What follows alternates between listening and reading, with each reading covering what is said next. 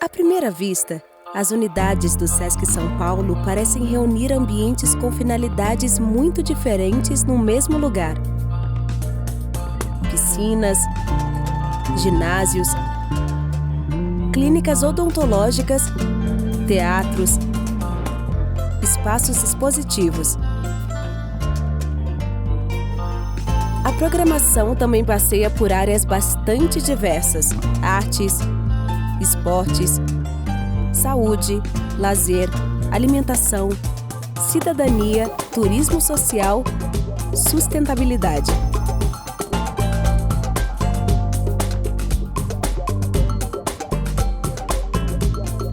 Programas tão variados buscam o bem-estar das famílias dos trabalhadores do comércio de bens e serviços e do turismo. Com mais de 7 décadas de existência, o Sesc São Paulo trabalha os conceitos de cultura e educação de forma ampla, criando programas originais e inovadores. Os espaços físicos e virtuais estão em constante expansão. E o atendimento se abre para toda a sociedade, transformando as unidades em espaços livres, democráticos e inclusivos.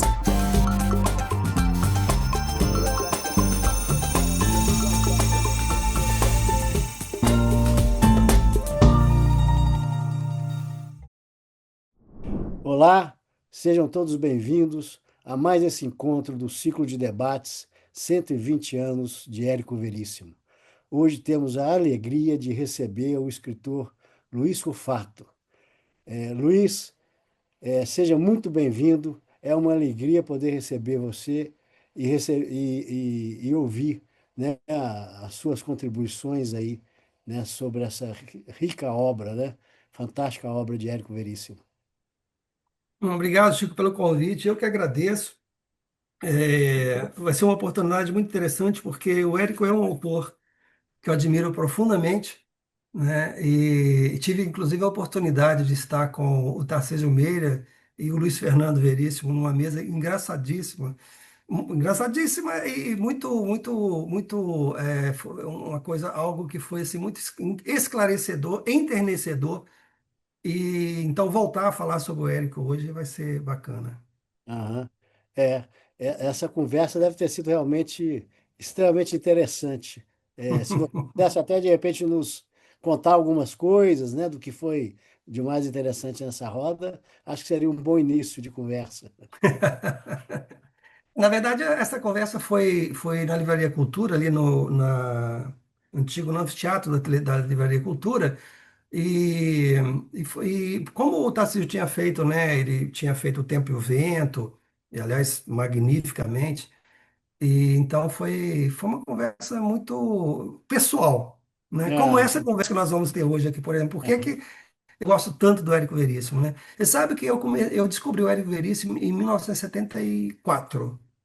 Eu tinha 13 anos e havia uma coleção vendida em banca, que era da editora 3, que se chamava Literatura Brasileira Contemporânea. E eram uns livrinhos de capa azul. E um dos primeiros volumes, não foi o primeiro, mas é um dos primeiros volumes a sair, foi o Clarissa, do Érico Veríssimo. E eu realmente não conhecia, claro, eu tinha 13 anos, eu não conhecia ainda a literatura brasileira.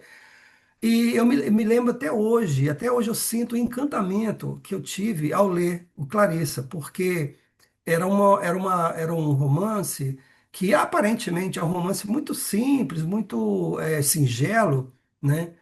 Mas que ele me dizia muito, né? Era uma menina, uma menina, a Clarissa era uma adolescente, vivendo em Porto Alegre, numa pensão, cheia de sonhos e tal, e que esses sonhos iam se desfazendo ao longo do romance, em função das coisas que ela ia percebendo que estavam acontecendo em torno dela. E que era mais ou menos o que estava acontecendo comigo, né? É claro que eu era uma menina, ela era uma menina, né? Ela estava em Porto Alegre, eu estava em Cataguases, né? Provavelmente ela estava sentindo frio, e muito calor, mas aquele ar, aquela inocência que ela ia, né, descrevendo inicialmente, e como que como esse desvelar da inocência dela ia também sendo um desvelar da minha própria inocência, né? Então, quando eu fechei o livro, eu falei, caramba, Clarissa, sou eu, né? Eu estou aqui exatamente na mesma circunstância, e foi incrível, porque ela era uma adolescente, eu também era um adolescente. Então, assim, foi muito bom eu ter encontrado esse livro naquele momento. Para mim, foi extremamente importante. E, claro, a partir daí, eu começo, então, a buscar outros livros dele, né?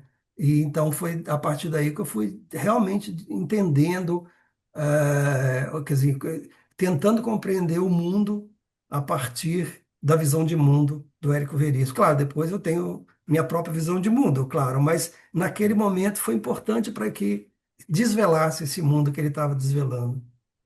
O fato é interessante porque é, os personagens do Érico conversam muito com o leitor, né? Ele tem essa capacidade, né? É como fez o adolescente Luiz Rufato se sentir identificado com aquela adolescente Clarissa, né? É, o que que é o que que o Érico, na sua visão, como é que é essa construção de personagens do Érico que toca tanto, né? A quem lê sua obra? Então, eu nunca, na verdade, eu nunca entendi muito bem por que que o Érico não é guindado ao tamanho que ele tem na literatura brasileira. E porque eu acho que talvez ele seja mal lido. O Érico, sim, se você olhar para a obra dele, fala assim, o Érico é um autor simples, né, tecnicamente. Não é um autor simples tecnicamente, inclusive por uma razão muito simples.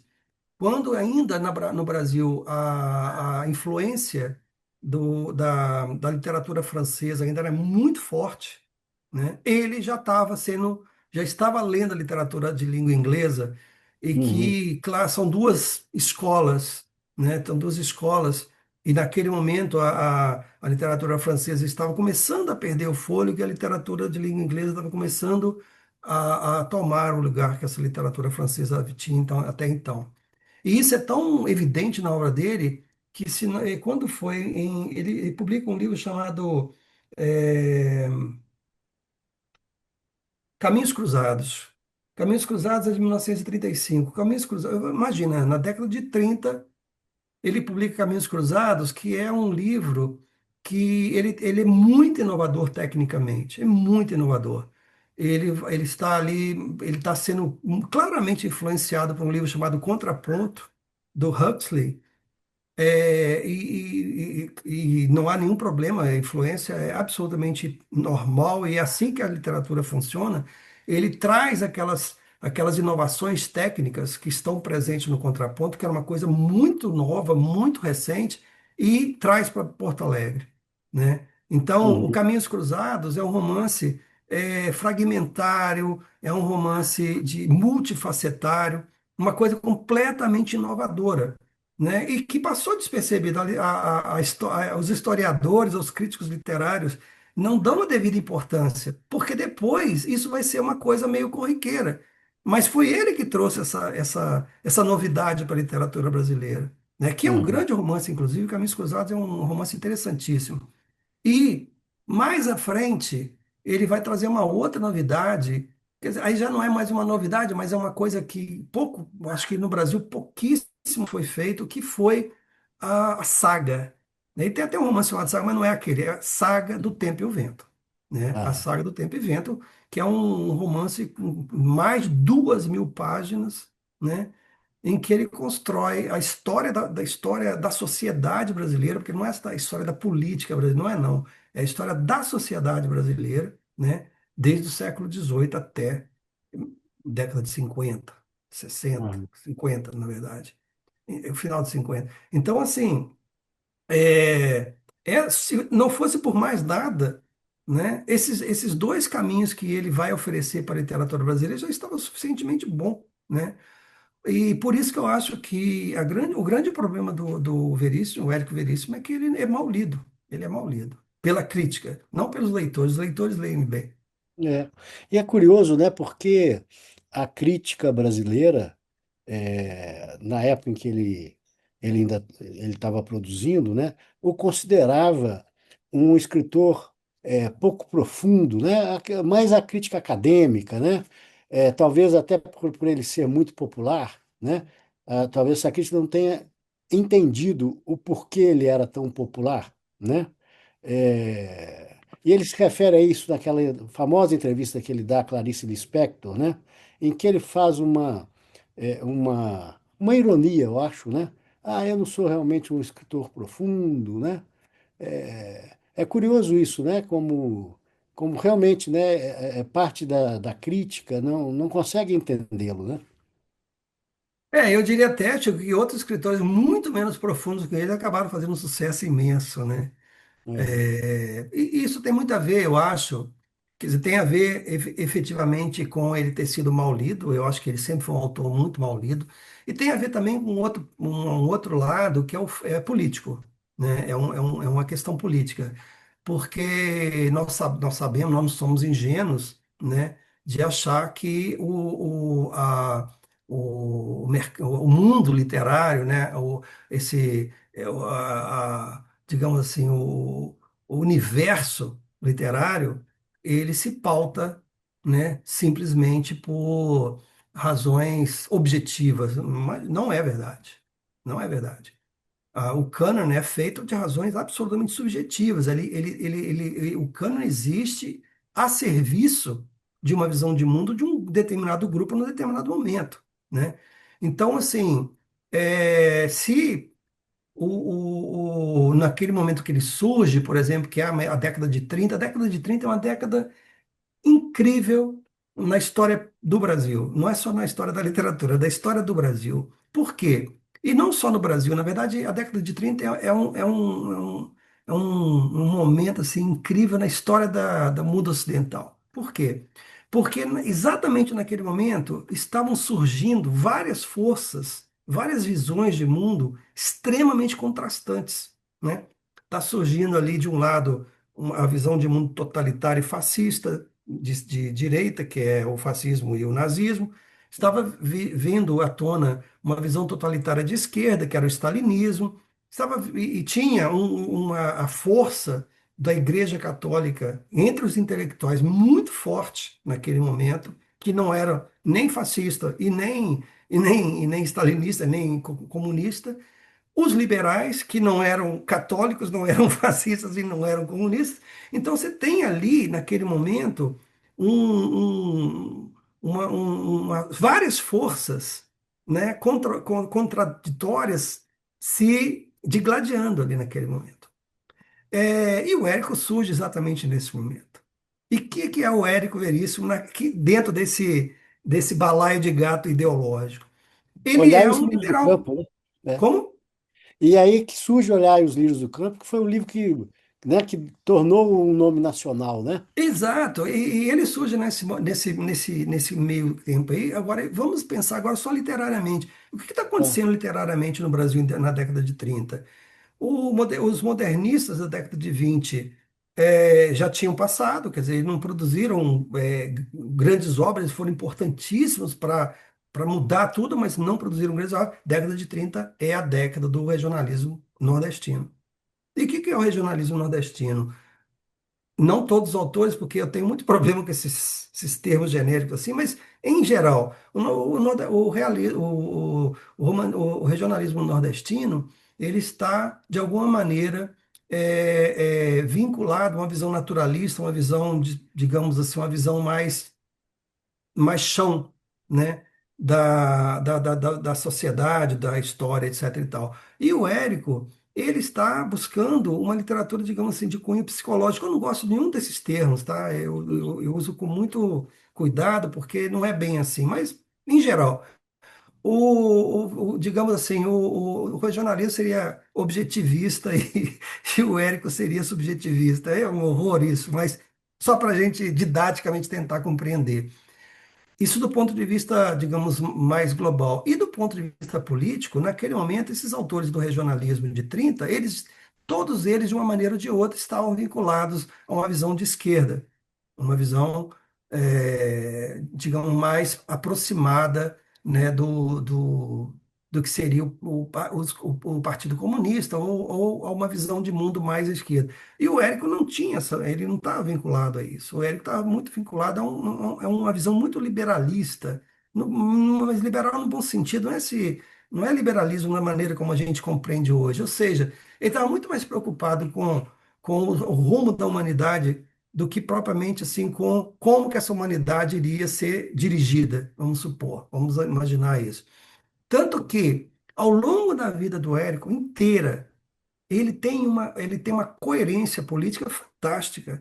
Que você imagina o seguinte: ele é um homem que está ali na década de 30 fazendo o trabalho dele, depois ele vai trabalhar na Editora Globo, que tem uma importância assim fantástica como diretor editorial da Editora Globo. Ele foi responsável pela introdução de vários autores importantíssimos no Brasil. Da literatura anglo-saxã, né? Sim, principalmente, né?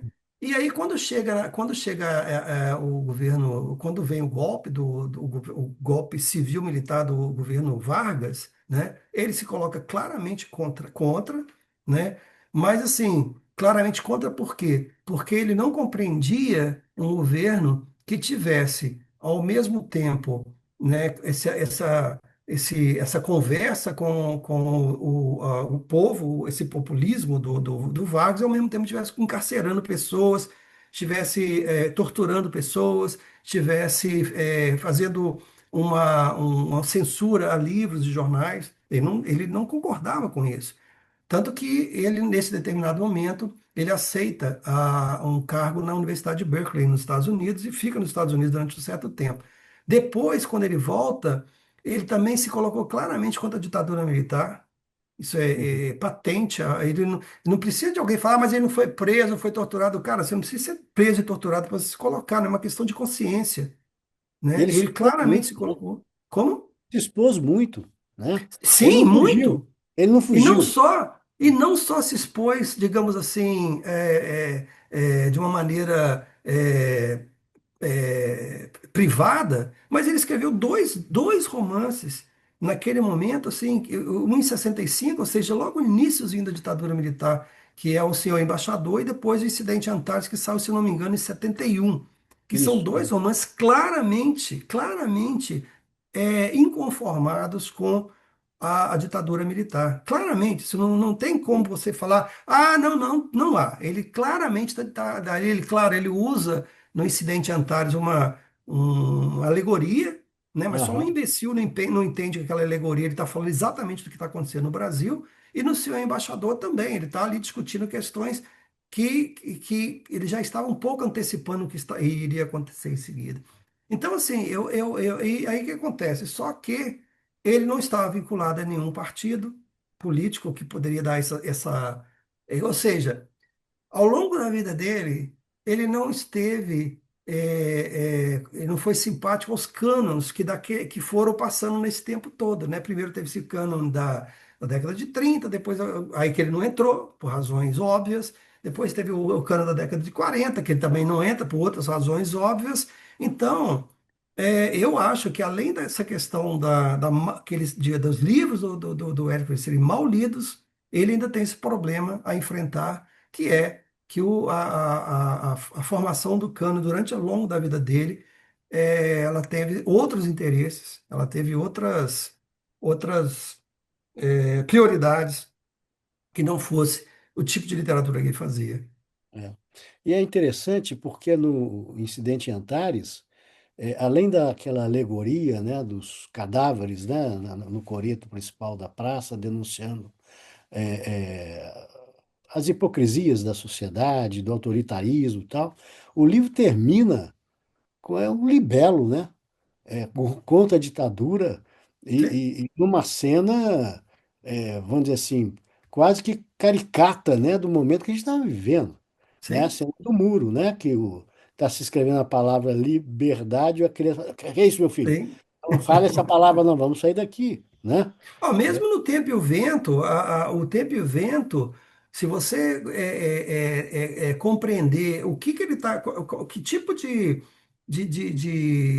linha que ele está discutindo, tipo, que linha que ele está transcrevendo ali, até chegar na ditadura Vargas, é muito clara a posição dele. É muito Aham. clara, ele sempre foi é uma pena que essa palavra liberal perdeu esse sentido inicial, porque ele era isso, ele era um liberal, ou seja, ele era um homem que era contra. Humanista, né?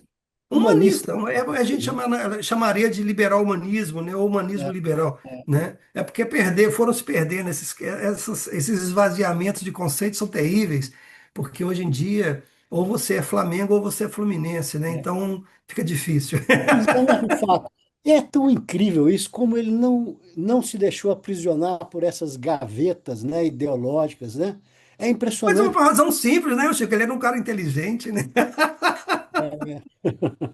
É, mas às vezes, principalmente nesses momentos de grande opressão, em que a resistência tende a se unir para enfrentar, é muito difícil você, de alguma forma, resistir a essas gavetas, né? Sim, sim, sim. Você tem razão. Agora, de qualquer forma, esse posicionamento, que assim, ele precisava de ter. Ele tinha um bom emprego lá como diretor editorial da editora Globo, né? Aham, Ele vendia muito livro, ou seja, ele tinha ainda esse aspecto da literatura dele fornecer uma parte do orçamento doméstico dele e tal. Então ele podia ter simplesmente se omitido. Não, ele nunca se omitiu, nunca se omitiu. Ele sempre se posicionou, ele sempre deixou clara a posição dele, ele sempre deixou claro qual era a visão de mundo dele. E realmente isso eu admiro profundamente, muito mesmo. Ele chegou a anunciar publicamente que não submeteria seus originais à censura, né? Sim, sim. Então, vou dizer, fugir da raia ele não fugiu, né? Só Não, de forma foi alguma. por um caminho muito próprio, né? Sim. É. E tem um outro aspecto do Érico que eu acho muito bacana, que é o seguinte: é, ele também não se limitou a escrever os romances dele. Eu acho que, evidentemente, que isso que eu estou dizendo é você falar assim: peraí, você entrou na cabeça dele. Eu falei, não, não é entrar na cabeça dele, mas a mim me parece que ele tinha muito claro o papel social da literatura. Tanto que ele, além dos romances dele, tudo, o que que ele faz? Ele vai escrever literatura infantil. O que que é escrever literatura infantil naquele momento? Veja bem, hoje, não. Hoje, literatura infantil virou dinheiro certo para as editoras nos editais de governo, né? Na época, não. Na época era formação de leitor. Era a formação de leitor, que o Monteiro Lobato muito sagazmente tinha percebido isso na época dele, a Júlia Lopes de Almeida também tinha percebido isso, e, de certa maneira, o Érico Veríssimo dá continuidade a essa visão de que a literatura infantil era importante para você formar leitores, num Brasil de analfabetos. Né? Sim. Temos que Aham, lembrar que o Brasil, até hoje, é um país com um índice de analfabetismo muito alto, imagina naquela época. Né? Então, assim, ele vai escrever literatura infantil, claro, eu acho, tá? Ninguém me disse isso, não. aham, Mas eu acho que ele foi escrever literatura infantil com esse propósito. Assim, é uma forma dele dizer assim, olha, eu também tenho que contribuir para a formação de leitores. Contribuir para a formação de leitores é contribuir para a formação de cidadãos, muito aham, mais do que qualquer outra coisa, né? Então, isso. Tem um outro aspecto que eu acho muito bonito da parte dele, que quando ele vai para os Estados Unidos, meio que indignado com a ditadura Vargas, ele vai para Berkeley e lá ele fica 2 anos e ele começa a escrever, ele escreve digamos assim, um manual, né, para os estudantes dele de literatura brasileira. É um manual que ficou, ele escreveu em inglês, esse manual ficou praticamente inédito, até se não me engano, eu posso estar enganado, mas creio que ela só foi publicada em português na década de 80, mais ou menos. E esse pequeno manual, chamado Outline of Brazilian Literature, ou seja, um panorama da literatura brasileira, né? É, é interessante, não só porque, é claro, não é um ensaio que se aprofunda, não, mas é interessante porque, primeiro, que ele sentiu necessidade de dar ao estudante dele e, portanto, dar a oportunidade de os estudantes americanos, de uma maneira geral, de conhecerem um pouco melhor a literatura brasileira, ponto. Mas também é interessante de você, por meio do que ele fala dos autores, e você também compreender um pouco as leituras dele ao longo da história da Sim. literatura Aham. brasileira. Então é muito É. bacana quando você vê as referências que ele faz, as simpatias pelos autores.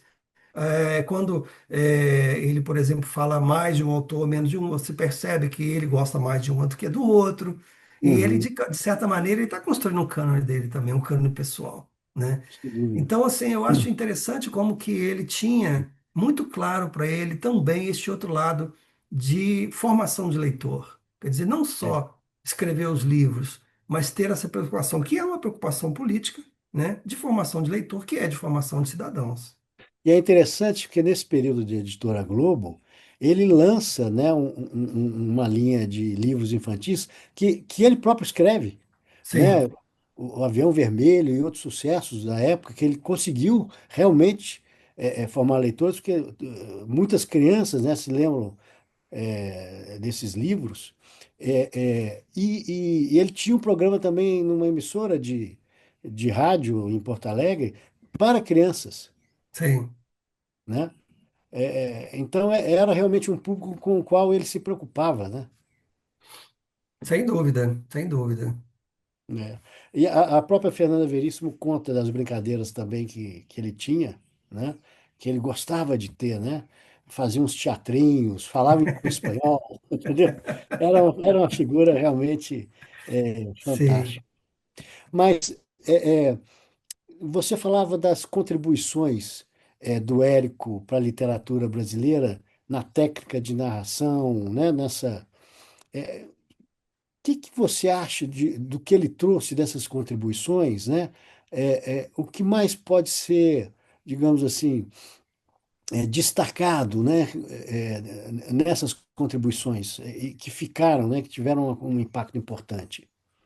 Então, primeiro, assim, eu acho que esta comemoração dos 120 anos do Érico Veríssimo, ela serve muito bem para chamar atenção, né, para a obra dele, que, como eu disse, eu acho uma obra extremamente importante e uma obra que não é valorizada como deveria ser. Isso para um leitor, digamos, um leitor mais desinteressado, mas para um leitor mais interessado também é a oportunidade de ele conhecer, como eu disse, quer dizer, hoje, você falar em contraponto na literatura, poxa, é uma coisa que todo mundo fala, tudo bem, e tal, mas quando começa isso, né? Falar Aham, em uma literatura multifacetada. Ok, hoje, ok, é uma coisa corriqueira, mas quando começa isso? sim. E não há dúvida, quem introduz essas técnicas, essas novidades técnicas no Brasil é o Érico Veríssimo. E é curioso porque ele faz isso na década de 30.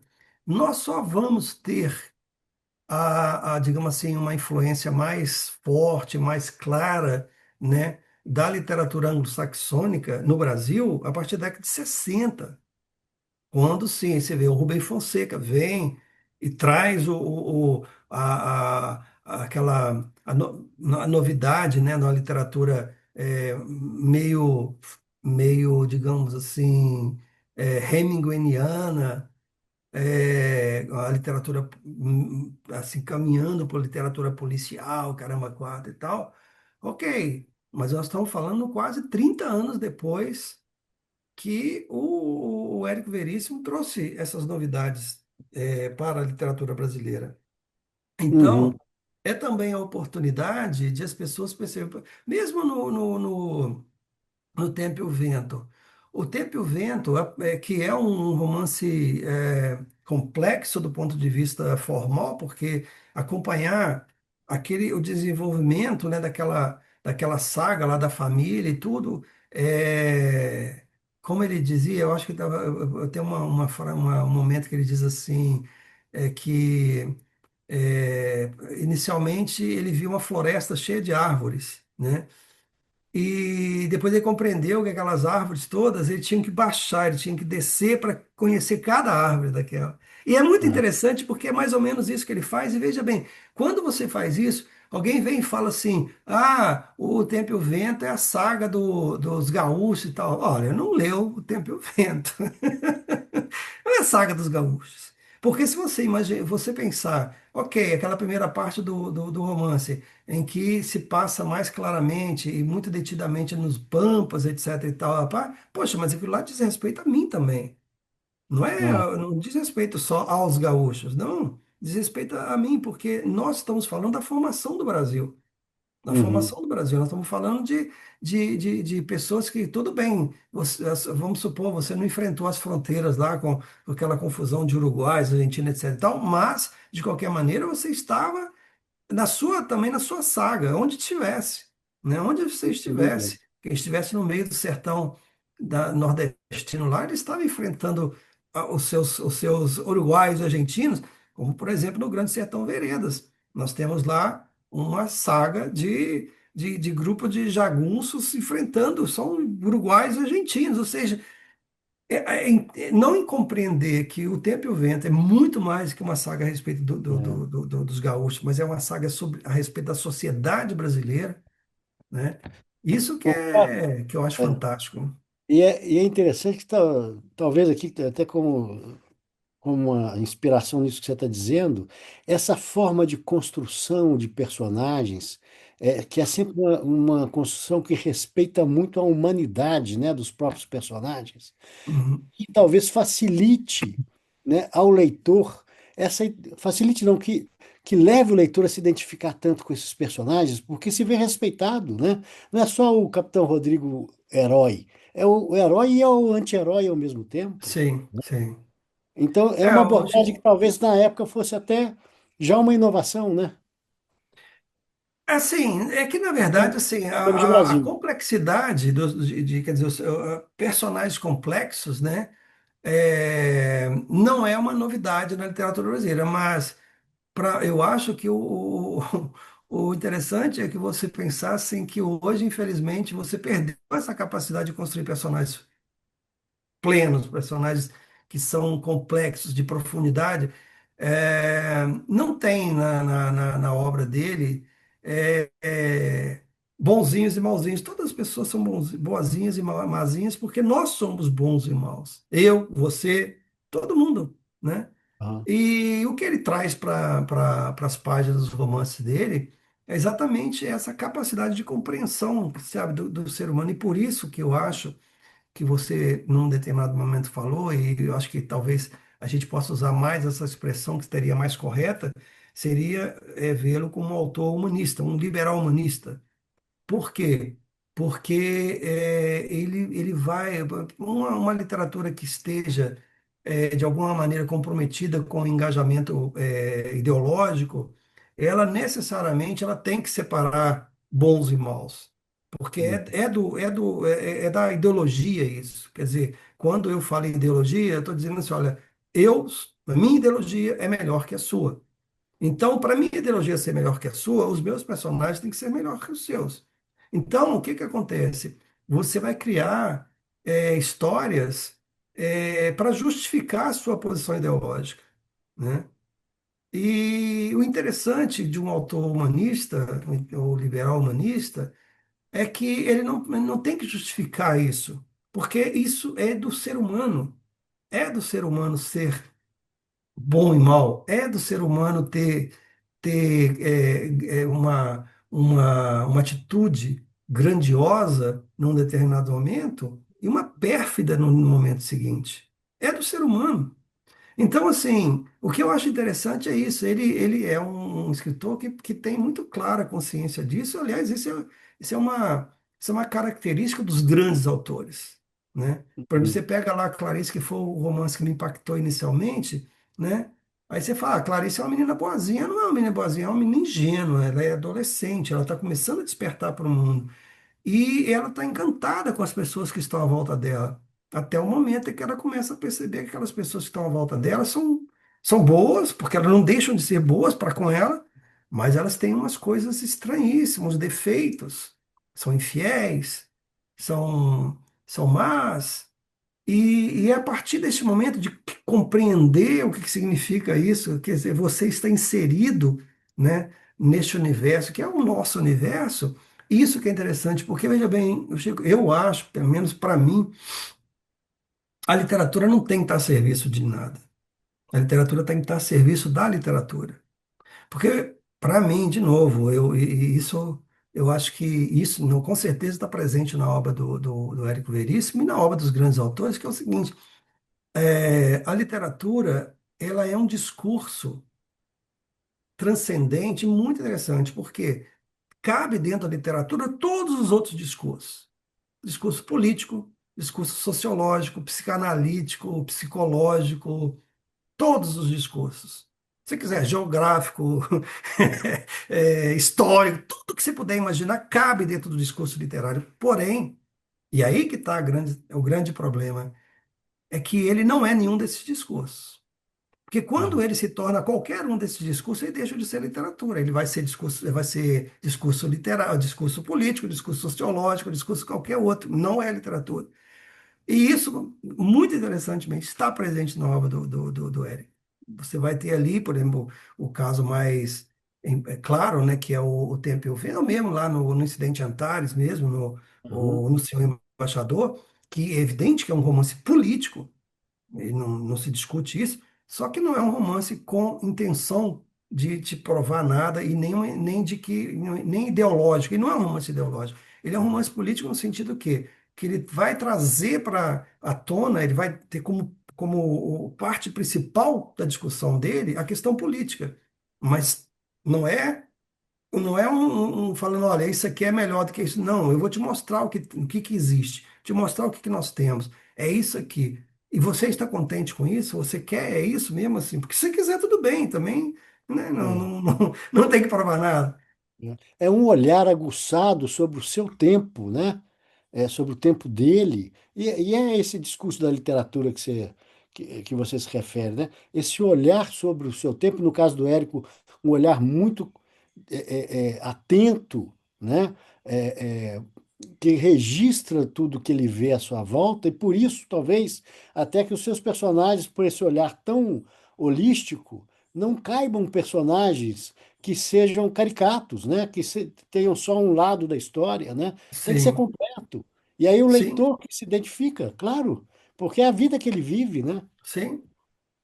E eu acho muito interessante porque você, quando, por exemplo, e isso é curioso, porque assim, um dos pontos que a crítica torceu muito o nariz para a obra do Eric Rips ao longo da vida foi o fato de ele vender muitos livros. E veja bem, nós temos que compreender isso sob dois aspectos. Um primeiro aspecto era o que que era a literatura naquele momento em que ele estava escrevendo, né? Nós temos que pensar o seguinte: é, nós tínhamos uma população, uma grande parte da população extremamente analfabeta, sim, mas a nossa elite era leitora. Ao contrário de hoje, que a nossa leitura, a nossa elite é formada por imbecis, mas na época não era. Não Hum. significa que eram pessoas melhores, não. Veja bem, de novo, nós não temos ilusão. Eram pessoas, ou seja, não más e boas, mas eram leitores. Eram leitores.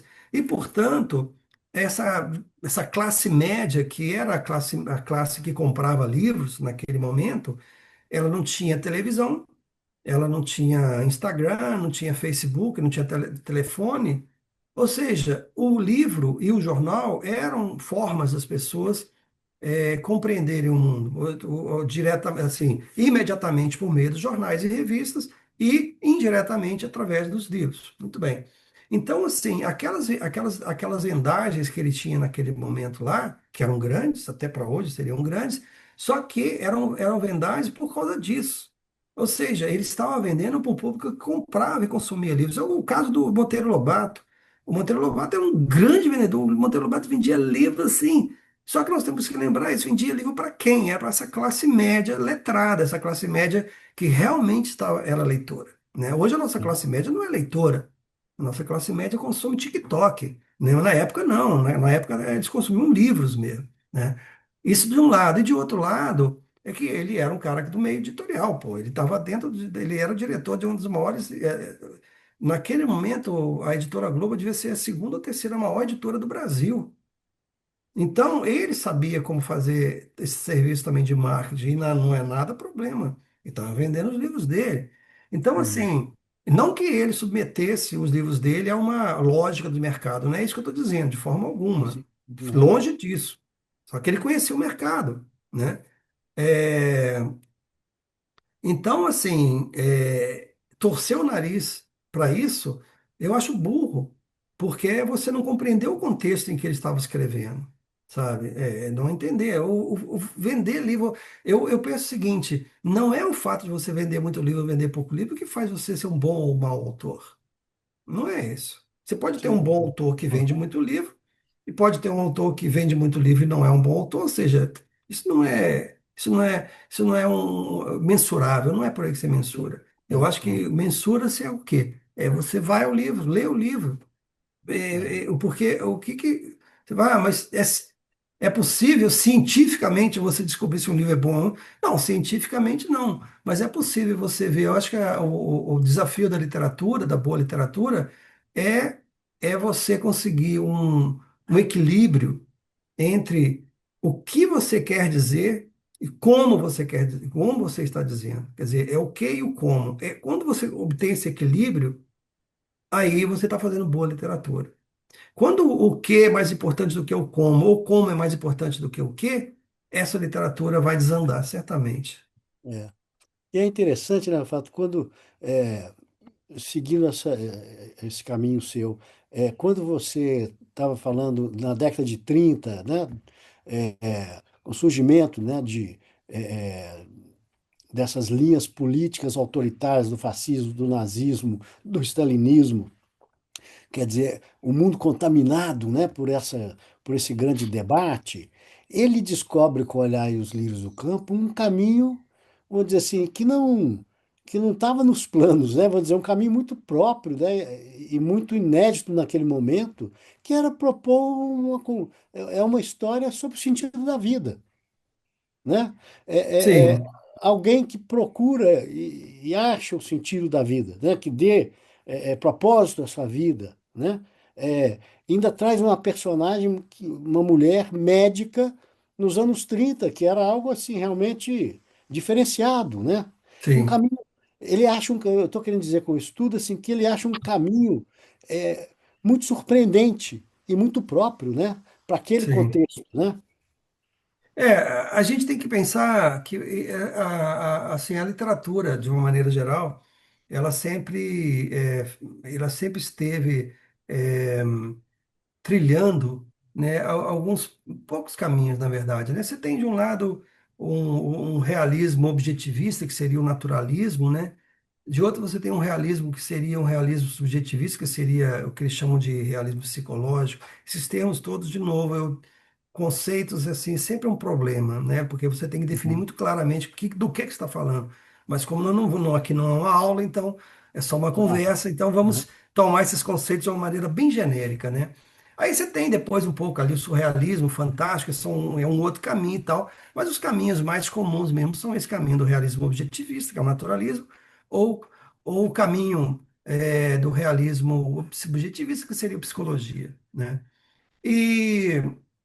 E nós, no final do século XIX, nós tivemos ali autores que trilharam esses caminhos, né? De um lado, você tem ali no final do século XIX uma literatura que tem origem, mas o Zé de Alencar não tem nada a ver com isso, coitado, mas tem origem na formulação conceitual dele, que era de que existiam quatro caminhos para a literatura brasileira, e ele é genial por conta disso, porque esses quatro caminhos depois iriam seguir, Ah, que era o indianismo, o regionalismo, o romance urbano e qual mais? E o histórico, né? E o indianismo, evidentemente, foi uma coisa que sumiu, e o histórico, na verdade, é uma coisa meio mesclada, porque esse negócio de romance histórico é sempre um problema. Mas tinha esses dois caminhos, o romance urbano e o romance sertanejo. E esses dois caminhos foram tomados no século XIX. Nós temos o maior autor, o maior escritor de todos os tempos, em qualquer língua, na minha opinião, que é o Machado de Assis, trilhando esse caminho do romance urbano psicológico, né? Que Uhum. também o Lima Barreto vai um pouco mais à frente, ele vai tomar. E você tem ali, correndo paralelamente ali, uma linha de literatura regionalista, naturalista no Nordeste, já naquela época, né? Com romances como Maria do Zá, que mais? Dona Guidinha do Poço, enfim, um monte de romances ali daquele momento do século XIX que estavam correndo paralelos ali, que era um romance regionalista. Tinha no Sul também, tinha o Simões Lopes Neto, escrevendo literatura regionalista também, etc. e tal. Muito bem. Então, você tinha esses dois caminhos sendo trilhados. E quando chega a década de 30 esses dois caminhos vão claramente estar ali disputando o espaço, né? Que é o romance Sim, nordestino, né? Do realismo naturalista e o romance urbano. O romance urbano daquele momento, além do Érico Veríssimo, tem grandes autores como Ciro dos Anjos, que está exatamente naquele momento escrevendo a obra dele chamado realismo psicológico. Você tem um pouco, o Lúcio Cardoso também escrevendo um pouco, isso o Marx Rebelo também, que são grandes autores daquele momento, e, portanto, o Érico Veríssimo não estava sozinho. O que ele sim. estava sozinho, no meu ponto de vista, é na inovação técnica. Porque esses autores que eu citei, o Ciro dos Anjos é um machadiano, né? O Ciro dos Anjos, um grande machadiano, sem dúvida alguma, mas é um autor que está com o pé no século XIX, né?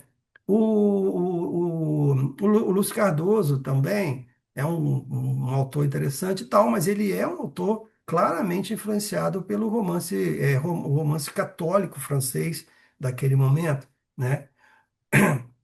Então, e o Marcos Rebelo, ele está ali também muito influenciado pelo Machado de Assis. Portanto, assim, o Érico, no meio disso tudo, embora ele esteja trilhando o mesmo caminho, ele tem já um olhar diferenciado desses outros autores que ainda estavam no século XIX, quer dizer, não estavam no século XIX, eles estavam ainda seguindo a corrente do século XIX machadiana, muito influenciados pelo romance francês ainda, né?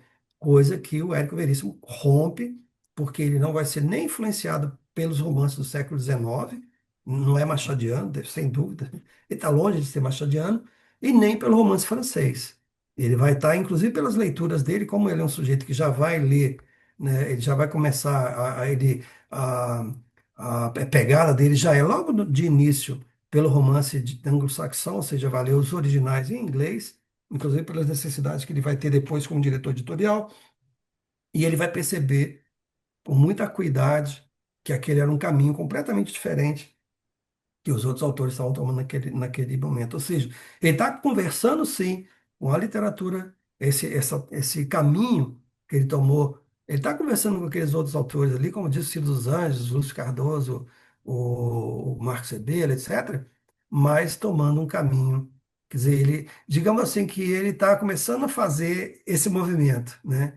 Aham. Eles estão juntos aqui, mas ele começa a caminhar numa direção um pouquinho diferente dessa aqui e que só vai ser retomada essa perspectiva, né, só vai ser retomada muitos anos à frente, 20 anos depois, né, quando aí sim a literatura anglo-saxônica é, por conta, inclusive, da hegemonia, né, dos Estados Unidos no mundo, né, porque nós também não somos ingênuos, né, de achar que isso também tem a ver, não é uma ideia assim, surgiu, não, o romance, os romances de língua inglesa, eles só vão tomar força que eles vão tomar mais à frente por causa da Segunda Guerra Mundial, né? Os Uhum. Estados Unidos se tornam uma força econômica preponderante no mundo, e impõe a sua visão de mundo. E a visão de mundo, você sabe muito bem, ela é o romance. O romance é uma forma, um momento da visão de mundo. E os Estados Unidos estão ali. E não é à toa que o Érico Veríssimo vai dar aula na década de 40, convidado, inclusive, pelo governo americano nos Estados Unidos. Ou seja, isso tudo mostra, né? É por isso que eu faço, assim, é muito complexo. Quem dera que o mundo fosse o Flamengo e Fluminense, né? Seria tão mais fácil, né? É, Não é, não é. Apesar das pessoas hoje no Brasil achar que o mundo é fla-flu, não é, não é. É muito mais complexo, o que é bom por um lado, né? É, eu sempre brinco com os meus amigos assim, pô, bons tempos aquele que a gente assistia filme de faroeste, a gente sabia, aquele ali é o mocinho e aquele ali é o bandido. Não tem, né? Então é difícil, complexo. Mas o Érico, eu acho que ele tem essa importância exatamente essa. Ele, mesmo ele tomando os mesmos caminhos, né, daquela corrente urbana e psicológica, ele vai fazer algo diferente. Né? um Que caminho depois a próprio. Clarice Lispector na frente fazer algo muito mais diferente ainda.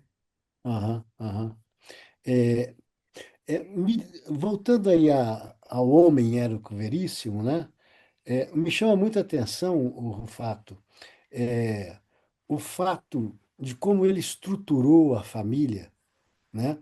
Porque é, ele permitiu, evidente, com a grande contribuição do próprio Luiz Fernando, né? Com a riqueza pessoal dele, mas ele deixou um espaço para o Luiz Fernando trilhar os caminhos dele, que são caminhos também muito originais, muito próprios, e, Uhum.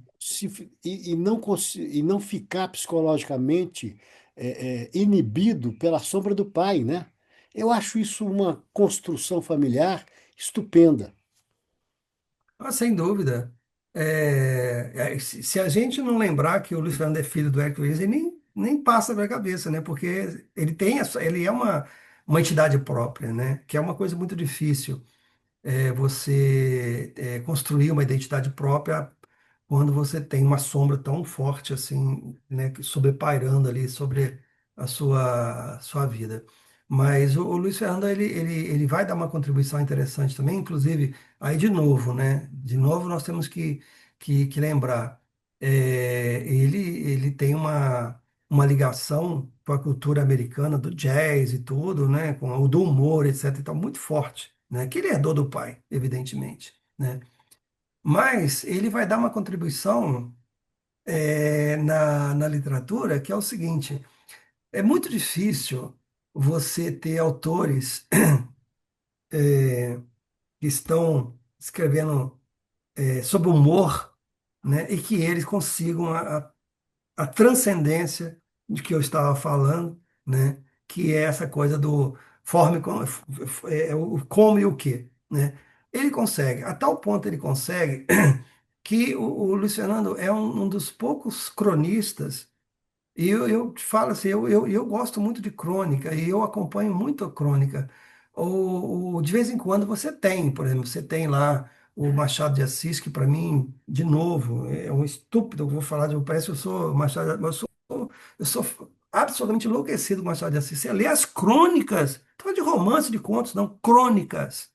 Ele está falando de crônicas, ou seja, coisas que estão acontecendo ali no dia a dia dele. Você lê hoje, você vê, caramba, como que ele escreveu isso, cara? Assim, a leveza no bom sentido, né? Assim, não é leveza no sentido de que não é leve, não, é leveza de texto. Como você acompanha aquilo ali, você entende o raciocínio dele, fantástico. E aí, ao longo da história da crônica brasileira, você vai ter, claro, alguns cumes, né? Uhum. O Rubem Braga, que ele é tão bom que ninguém consegue sequer saber em que lugar colocar ele na caixinha. O que ele É. era? Ele construiu uma coisa completamente diferente, que não é conto, não é poema, não é nada, é Rubem Braga, né? Eu sempre brinco assim, Rubem Braga escreveu Rubem Braga. Eu não sei o que que é aquilo. Mas você tem ali a tradição Drummond, a Cecília Meirelles, a Raquel de Queiroz foi uma boa cronista, o Fernando Sabino, aquela turma toda ali de Minas Gerais, né, o Otto Lara Rezende, etc e tal. Mas nenhum deles, assim, embora eles tenham, digamos, dialogado com o humor, ou seja, eles tenham usado o humor nos textos dele, mas nenhum deles se dedicou exclusivamente ao humor, né? Você pode encontrar um ou outro texto assim, ok, isso aqui sim, mas não foram autores que se dedicaram ao humor. Mas ao longo da história da literatura brasileira, da crônica brasileira, você tem vários autores que se dedicaram exclusivamente ao humor. Sim. Mas nenhum deles ficou. Nenhum deles, ou pelo menos eu não me lembro agora de algum que tenha realmente assim conseguido superar o seu próprio momento. E o Luciano Veríssimo consegue isso. Você lê crônicas dele da década de 70, 80, fala, cara, ele tem o mesmo, tem a mesma, é, o mesmo peso, ele consegue assim te mostrar assim coisas do cotidiano. Ele nesse sentido ele lembra um pouco o Érico, porque os dois têm essa capacidade de compreender o fenômeno humano, né? E Uhum. tanto o Érico, isso no romance dele é muito patente. E assim, quando o Luiz Fernando vem e ele tira um recorte do cotidiano, você fala, pô, como é que esse cara compreende o ser humano tão bem, né? Porque assim, são pessoas que se identificam, fala, ah, esse cara aqui, pô, é meu tio, ah, esse cara é um amigo que eu tenho, porque se identifica, são pessoas comuns, são pessoas de carne e osso. Ele tá falando de gente que você conhece, né? E que é muito difícil ainda no humor, isso tá no sangue, né, dele, estava no sangue dele isso de herdar, Verdade. né? É verdade. O fato, voltando a essa questão da atualidade de Érico Veríssimo, né? E você dizia que hoje a literatura brasileira talvez esteja menos, é, trabalhe menos a complexidade dos personagens e tal. É, Te parece que a obra de Érico Veríssimo, vamos dizer assim, não é que esteja esquecida, mas ela está meio que hibernando assim dentro do contexto cultural brasileiro? Ela Não, na parece, verdade, assim, ou ela ainda é uma obra referencial? eu acho que ela é uma obra referencial para quem realmente consegue percebê-lo como referência.